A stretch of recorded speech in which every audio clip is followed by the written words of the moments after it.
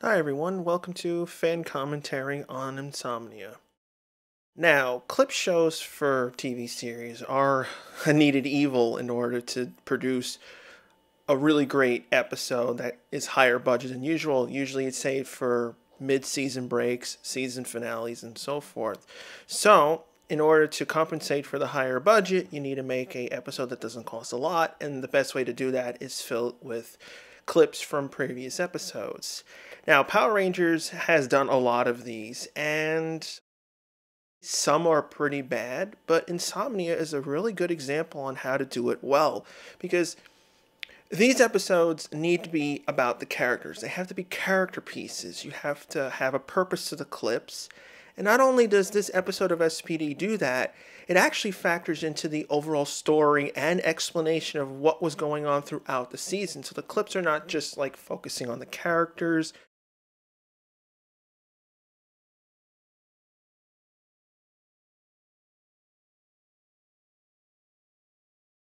I always liked this because it showed Moira is kind of her own person. She's not obedient to Grom and or the Magnificents.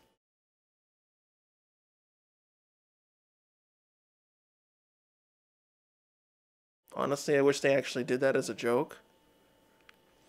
See, this is good character pieces because it shows that, Kruger and Kat are really close. She can goof off with him even when she sees him in this terrible predicament that, is Iceni alive? Is she dead?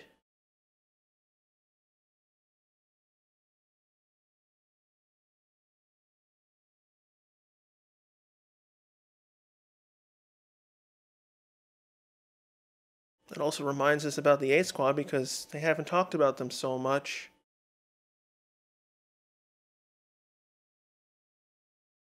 I think why everyone likes the SPD cast a lot is because they have flaws.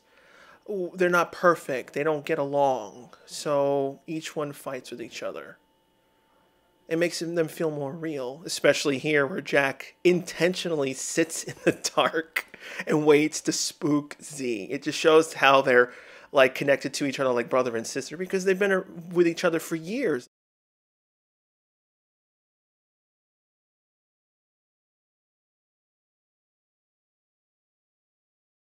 Yeah, everyone takes responsibility of their flaws, their mistakes, how they screwed up. It's like, did I do something wrong?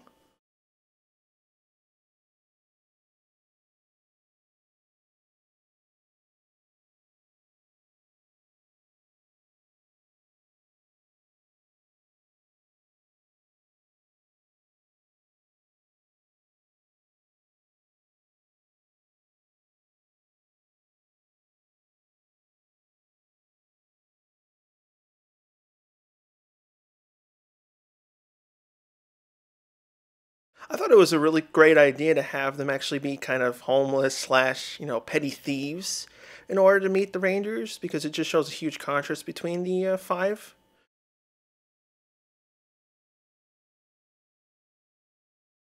I really wish they had done this more in the show where they showed the guilty innocent stuff because it was a cool feature in the Morpher that this just never explored. Even in Deca Ranger, they didn't use it all that much.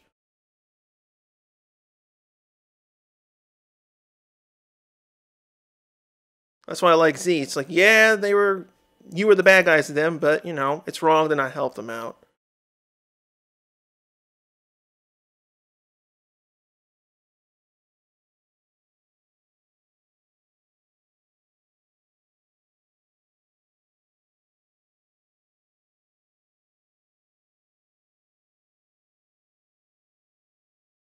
I also like how Kruger basically taught Sky a lesson by giving Jack the Red Ranger powers because every all of the Rangers had flaws in some capacity, and obviously Sky's one was he wanted to be the Red Ranger and he didn't care if he insulted people, gave them wrong directions, or just got too emotional. He knew that was wrong.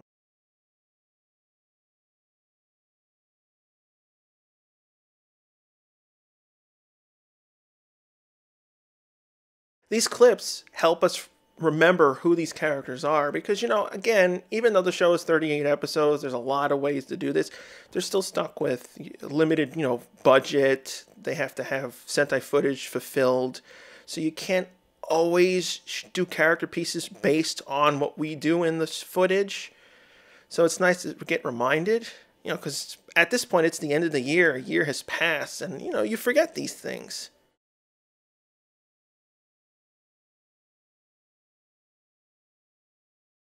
I always never liked this episode because, well, at least this scene, because it was too rushed. It's like you want to get that emotional moment of Jack, oh, maybe Jack will actually die and kill himself, sacrifice for the planet.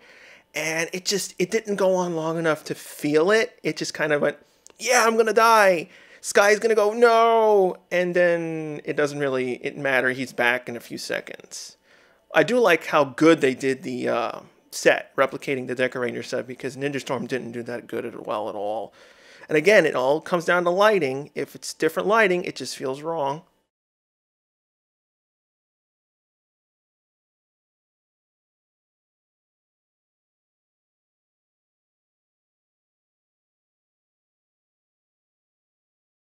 All these clips matter because, like, perfect example here, it shows how Jack did a really good job as being a leader. He will die to save the planet if needed.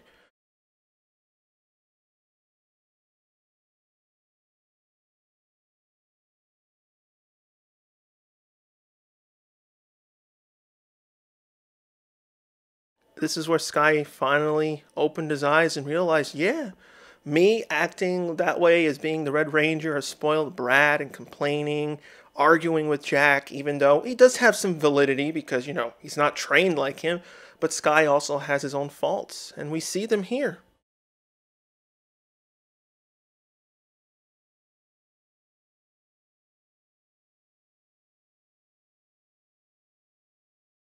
Even Sky, even with his arrogance, he still respected Kruger's reason. He understood that, yeah, there has to be a reason why he did it to me.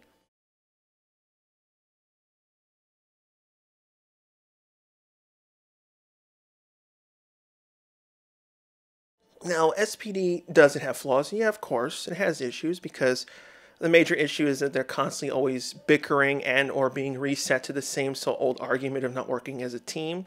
Like here especially, because we just went over this in previous episodes and it happened again in order to get the SWAT armor stuff. And it's a hard balance in order to get that to flow right because you want them to argue, you want them to bicker, but you have to give a really good reason why. They learn, not to do this, to do it again.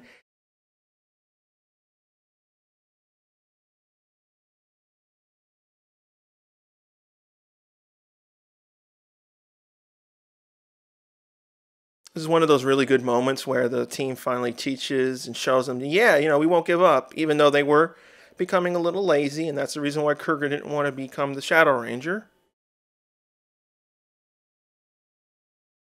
It's like you can't be complacent, you can't rely on one person. If you do that, that's how you fail. You have to work with each other.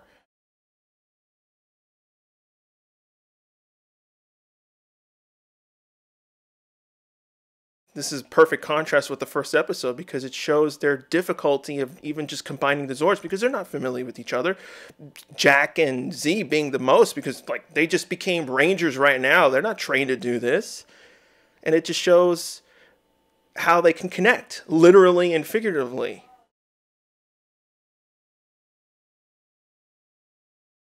While there's other clip shows and Power Rangers where they just do clip shows that just don't really make much sense, and I've really never liked it because it's just like, well, you're showing me clips, but it's not really important to the episode or the message you're trying to tell. But here they're telling, each one, maybe subtle or directly there.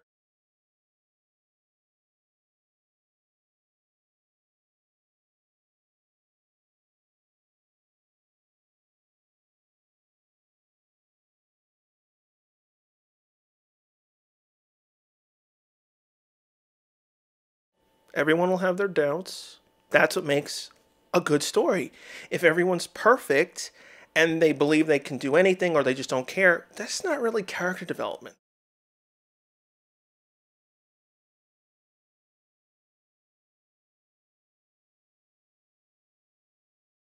What I'm really glad is that, yes, Bridge is the comedy relief. He can be funny. We love his buttery. We love when he goofs off and does the handstanding thing. But he does act as a good character because he has some really good episodes. They're not many, but when he does do them, they matter. So I'm glad they showed his goofy side in the beginning, but then immediately went to the more important ones, especially my favorite episode with Sophie.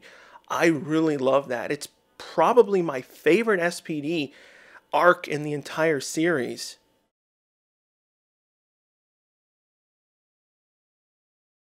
And it also sets up that they're trying to solve, mysteries, problems that were in the beginning of the series that we had no answers to. They don't jump to the conclusion, oh, is Grum building something or not? Oh, I hate this area because of that stupid security camera. It's a plague that's been there for years, all the way up to Super Megaforce.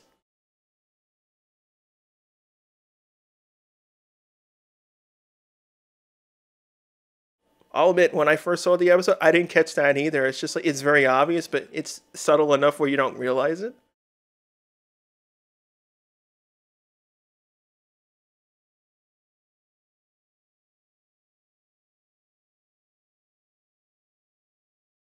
I was like seeing how the US team does all the changes to the visual effects from the Japanese version.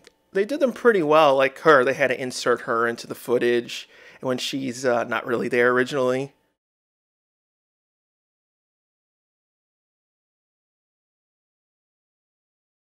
I like that because Bridge also took a gamble. It's like he could have been completely wrong and killed her.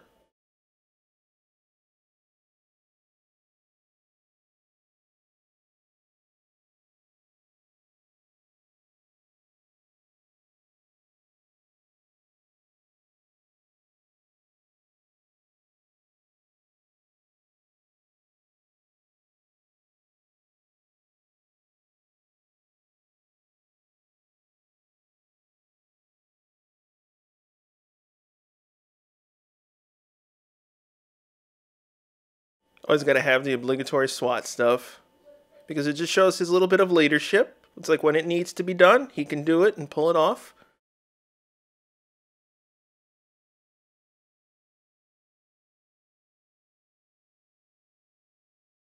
I like the nice little callback that she has her stuffed elephant.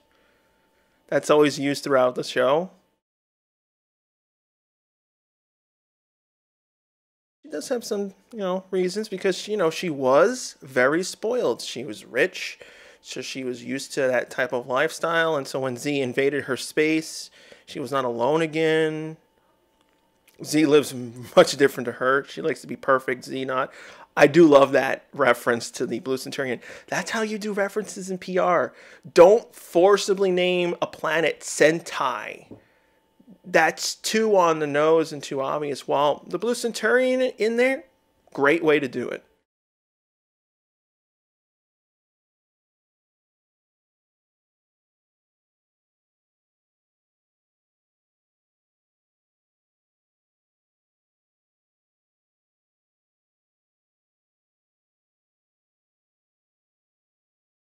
I like that because, it could have easily been, Jack was mean to Sid because she has a birthday and this and that. And it's like, no, he picked her because she has the best training in the area that they need.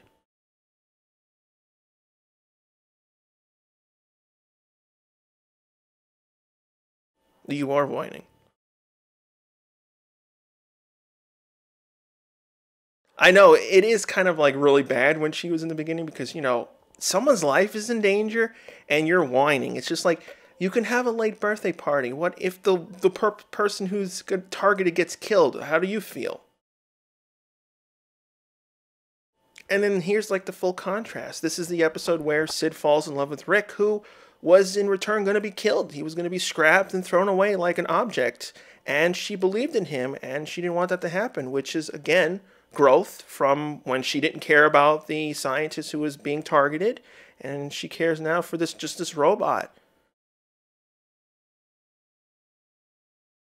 She never gave up and kept going, even when Rick was constantly being berated and ignored. Although I hate this because you can clearly see there's water in there, and when she falls, there's no water, and then there's no rain. I wish there was more episodes that involved Rick. Even in Decker Ranger, that was a problem. Murphy kind of dropped, I guess because he's just really an expensive effect.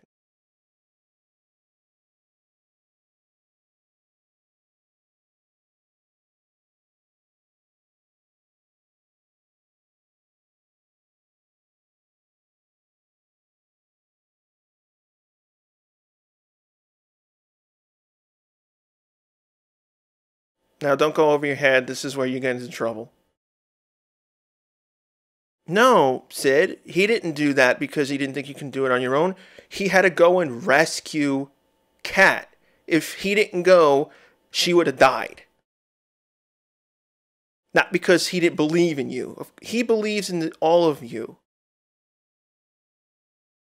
That's the reason why he treats you with much more harshly, because he's like, you have to learn, and I'm not going to just simply spell it out for you because you have to learn it over experience. That's why Kruger is one of the best mentors in the show. And even he has flaws and faults, and he screws up, and that's where Kat comes in to help out.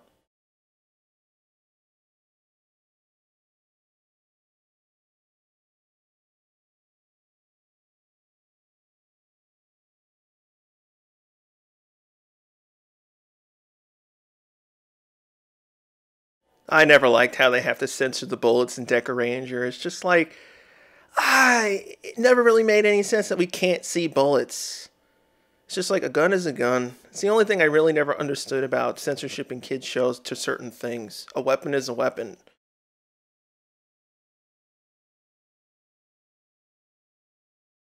And this is a really big, important moment because, we found out that Icinia wasn't actually killed.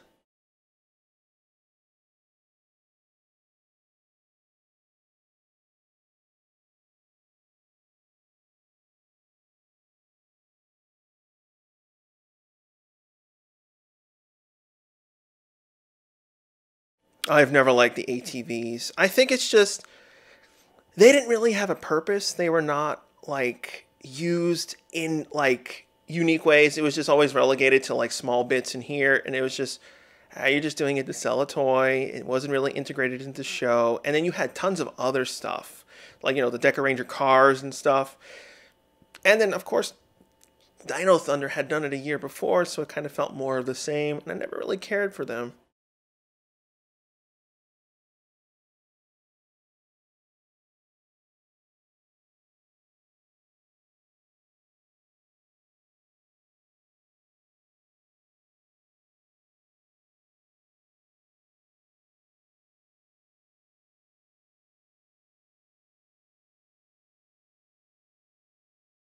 You've probably made that promise many times before, and that's never held.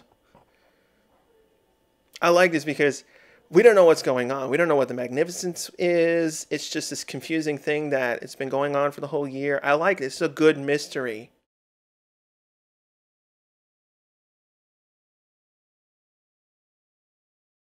I always wondered, did Grum get brainwashed by the Magnificence? Was he ever evil in the first place? Or was he doing this by his own volition? You can't really tell. It's kind of a question that you always ask. Yeah, good question. This is what I love about the episode because it puts together, small minor questions that we left from the very beginning. This is a really early episode. You could easily forget this detail. It's like, why did he steal the diamonds?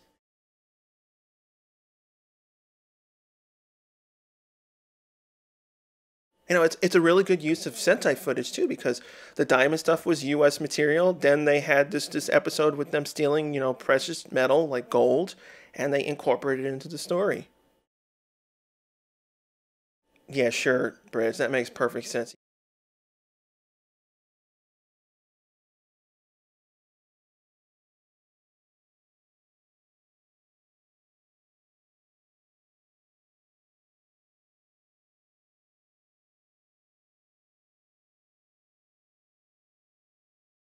When I first saw this, I was trying to guess too what it was.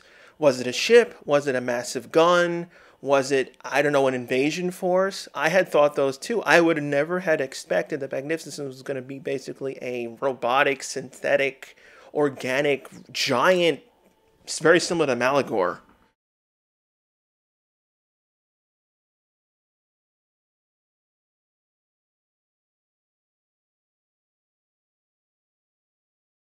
Again, we saw that bit of Jack where he sacrificed himself, tying to show his character growth.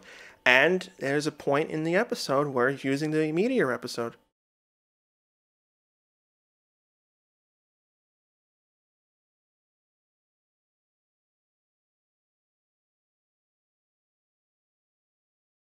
When watching all the episodes, you would never think of, like, these are little bits and pieces that get put together. You'd be like, oh, he's stealing stuff and he's just probably doing it to keep his operation going because, it costs money. He may be just stealing things behind the back, but then ultimately it matters to the overall story. I really love this little bit. They've done it in past episodes.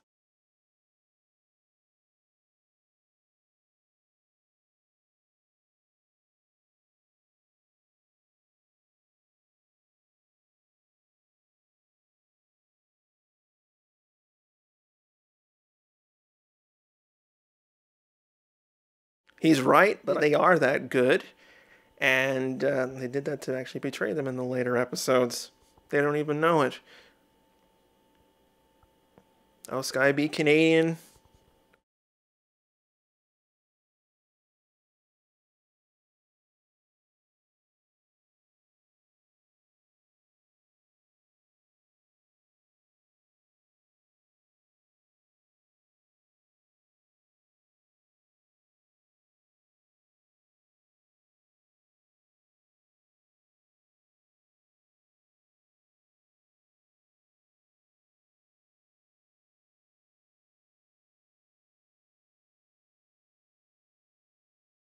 Yeah, that's why I always thought maybe Grum was under control and he maybe could have been a good guy. We don't know. We'll never know. I like it because it's just a brain with an eyeball. That's all we got. We had no idea what was coming in later on. Although I wondered where they built the Magnificent's body because they couldn't build it in orbit. It had to be hidden from everyone. I'm assuming the A Squad helped in this regard because they probably stole from various planets and all this other stuff. Well, it's a really good clip show and it matters to the overall story, and this is how you do one.